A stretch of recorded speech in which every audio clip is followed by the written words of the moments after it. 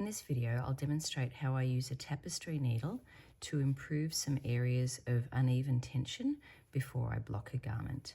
So blocking does a lot to even out irregular tension just generally, but sometimes you'll have areas where you might have a spot. This is actually where I was magic looping the sleeves on Snow Wonder, and I must have picked up the yarn and just traveled a little bit too far to the cable, and there's these few stitches, just these couple here, that are significantly looser in tension than the rest of the fabric.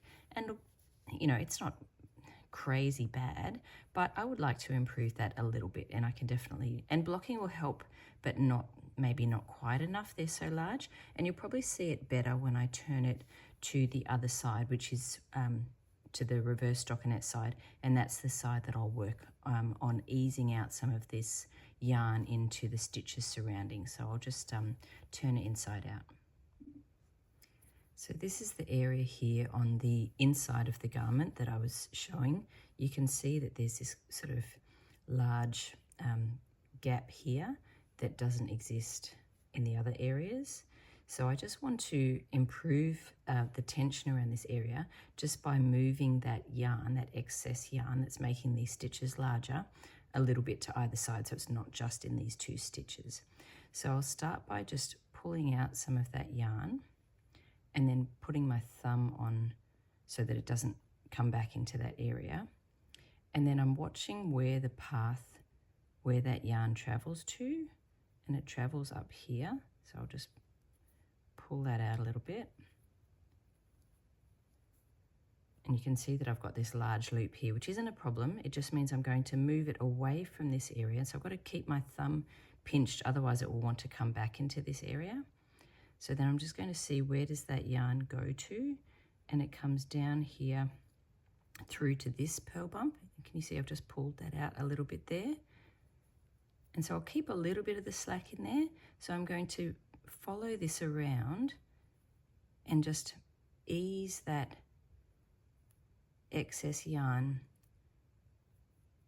across to the right to make all of these stitches just a tiny bit larger, so that I don't just have this. And you can see there that that's sort of fixed this side, and now I'll go back and fix the other side. So I'll pull this out a little bit here. This was one of the largest stitches, and I'm just seeing where does that yarn travel to, and it travels up here. So I've just got to keep my thumb on there so it doesn't come back in that direction. And then following where that yarn goes.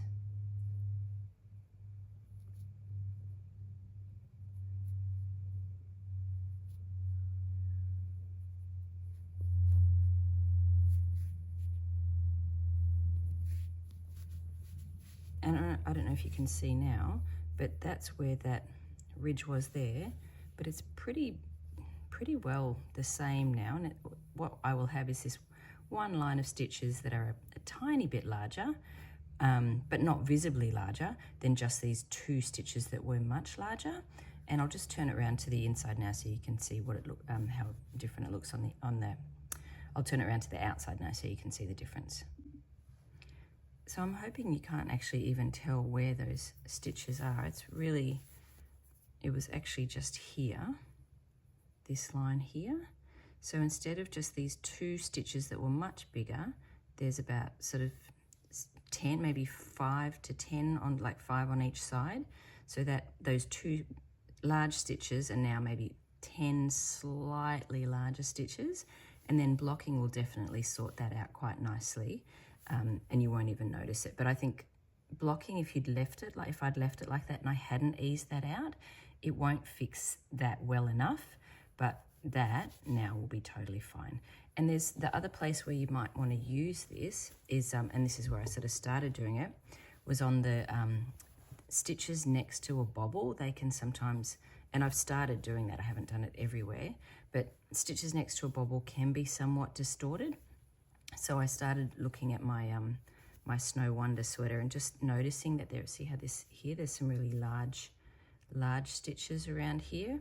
So that's another example where I will turn the sweater over and see this really large stitch here. See how large and untidy that looks.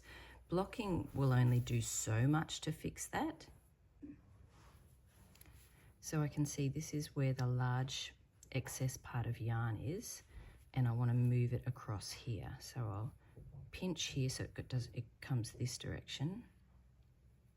And see, that's quite a large amount of yarn to move across, and split that excess yarn across a number of stitches.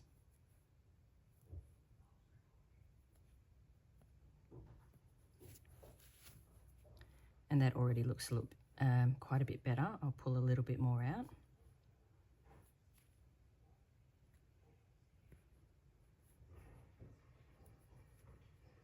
And as I move across, I move my thumb across to prevent the slack from going back in that direction.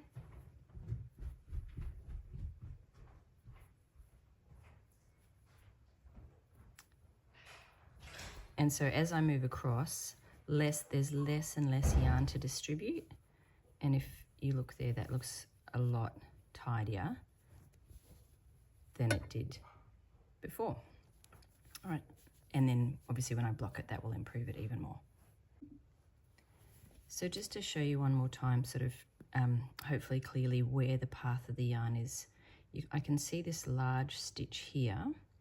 And what I'm going to do is I'm going to pull out the yarn here, and I have to see where the yarn passes through. So I'm following the line of the yarn. So the yarn comes through here, up to this purl bump.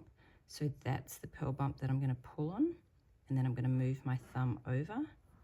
And then I can see the yarn comes down here through to this purl bump. So I'm going to pull on that purl bump and then move my thumb over. The yarn comes through here to this purl bump, so I pull on that one.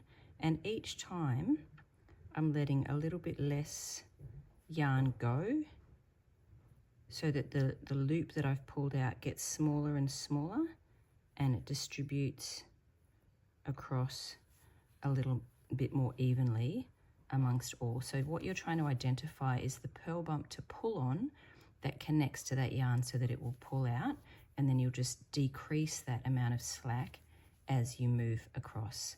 And so that looks tidier there than perhaps say here. That would be another one that I would maybe want to fix up. So I can see here, this is where this large stitch is. So I'll pull on that there, put my thumb, that comes through to this purl bump here. So I'll pull on that purl bump, that comes through down here to that purl bump, back up to this one. So and each time I move my thumb over to prevent, when I pull on it, to prevent it going back in that direction. Moving over. And that little bit of slack gets smaller and smaller as I move over. And then it's tidied up from that section, and I don't have such a large stitch. It's still going to be a little bit larger, but not as big as it was before. I hope that helps.